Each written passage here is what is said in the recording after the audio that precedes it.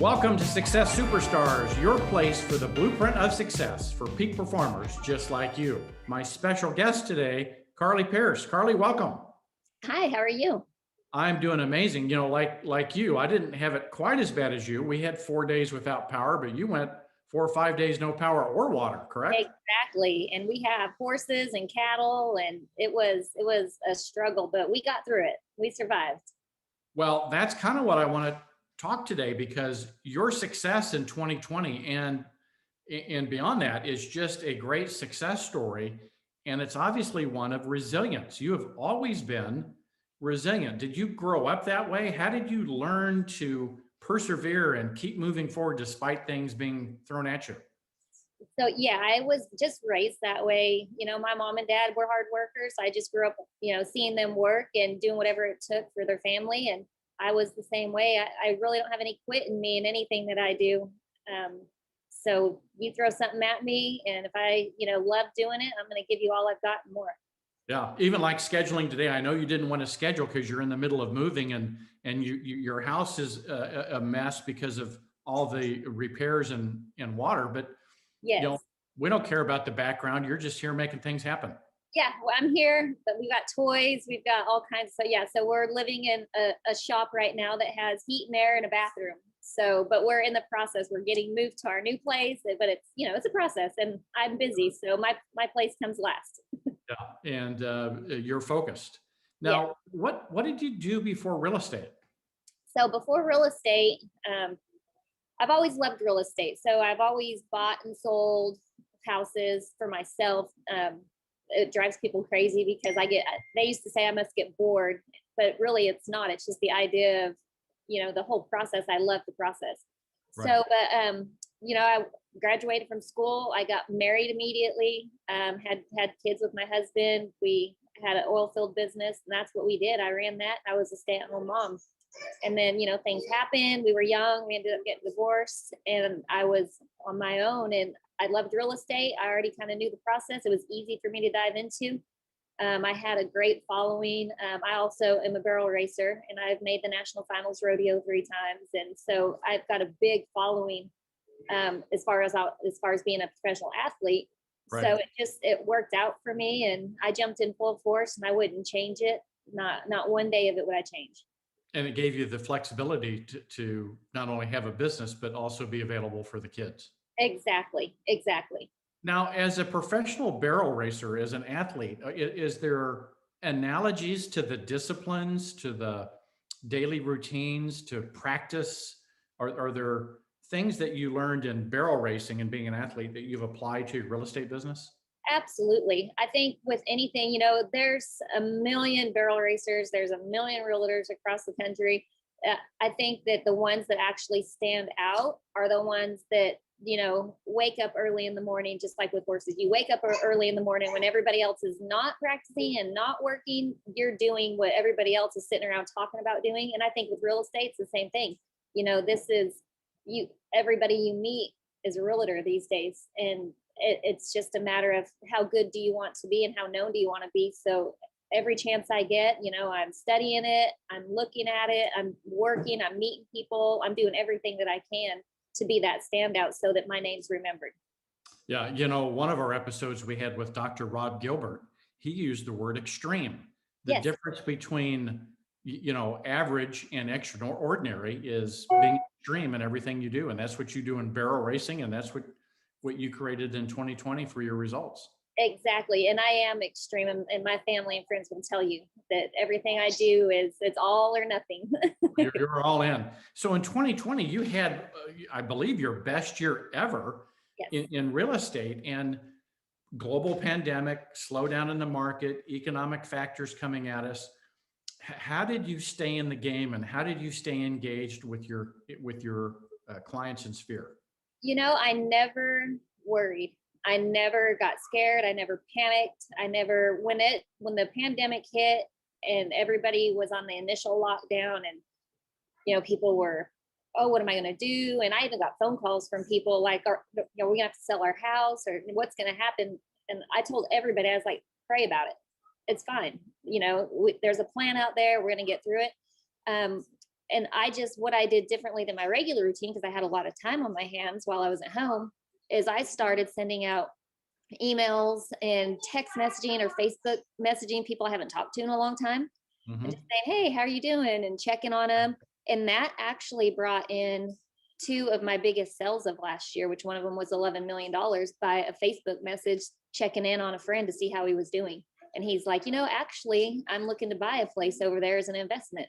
And so that led to, it took almost 7 months to get it done, but we got it done. So I just took my free time, and instead of worrying about what's going to happen or, oh, we need a plan B, there was no plan B. So I was like, I'm going full force, and I'm just going to call people who haven't heard from me in a while.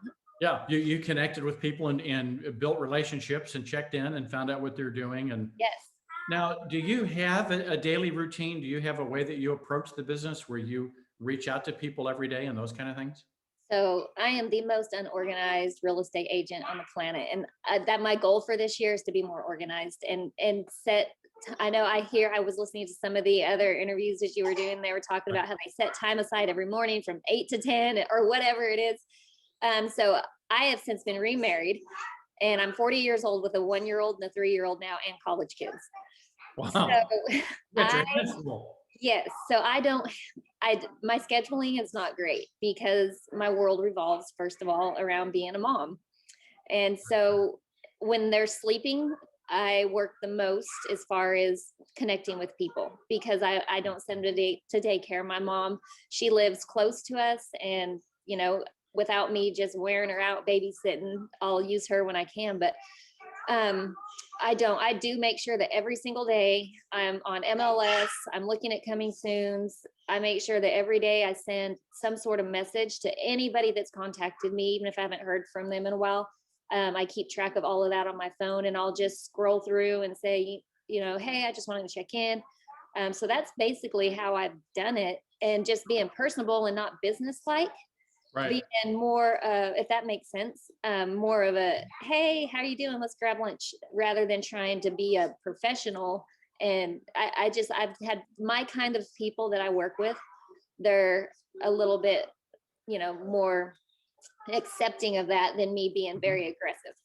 Yeah. And so what the beauty of this business is the way you do it isn't the way I do it or the way someone else does it. The way you do it is you, and you bring your personality to it. And it's so very successful.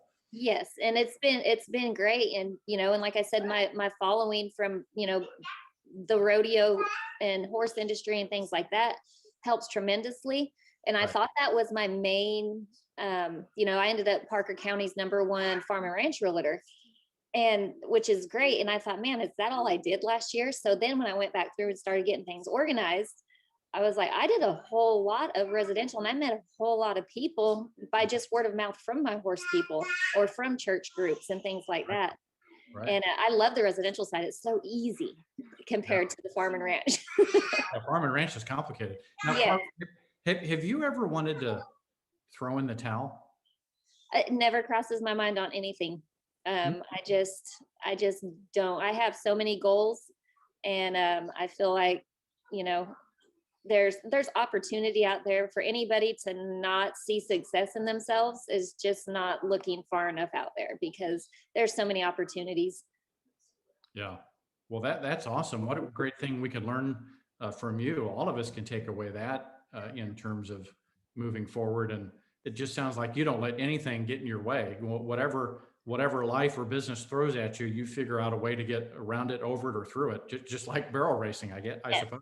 Yep, just like that. I mean, it's a dog eat dog kind of world. So, but I've been something else that I do love about real estate is the agents that I've got to meet and work with. Even the JPAR agents, of course, we love because we're all branded together. But even outside of them, I've not had any issues in 3 years with one agent. And that says a lot on how we work together and things like that. I mean, I'm super thankful for this career that God gave me. Yeah, the professionalism has really, really stood out. Yes. Now, as we wrap up this episode, is there anything we haven't covered that you would like to share with the audience about your success or creating a successful business and running a successful family? I just, the main thing is man, woman, it doesn't matter. If you want something, just go for it. I mean, we've all been told no before. I don't accept the word no very, very well. So you tell me no, and I'm going to kind of find another way around it till I get the answer I want. But for everybody, I mean, just, stay in your lane and stay the course, because you're going to be successful one day if that's what you truly want. Yeah. And it's been fun spending a little bit of time with you. I can't wait for this episode to get published. Yeah. All right. Do you have a favorite quote or anything that you start the day with or end the day with, or anything you'd like to share I before we don't wrap have up? anything favorite that I start in with, but what I do every single morning is I always take a few minutes before my feet ever even hit the ground out of bed, and I always read my Bible app. I say a prayer for my day, and I always ask for God's grace over my business every single day. And I think that that's helped me a lot. And there we go. And that's a great way to end this episode. And so, Carlee, thanks for spending some time with us. We'll let you know when this gets published so you can share it with all your friends, family, and the other agents. And with that, that wraps up this episode. And until we see you again on Success Superstars, may your choices reflect your hopes and not your fears. Take care.